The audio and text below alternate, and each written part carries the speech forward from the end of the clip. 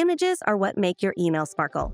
They highlight the different products or services you offer, so it's important that you have them laid out the way you want them. So let's go over how you can lay out the different images in your email. It's important to mention that images can be dragged anywhere in your email by simply clicking and dragging it where you want it to go. You'll see a magenta color indicator letting you know where your image will end up if you drop it.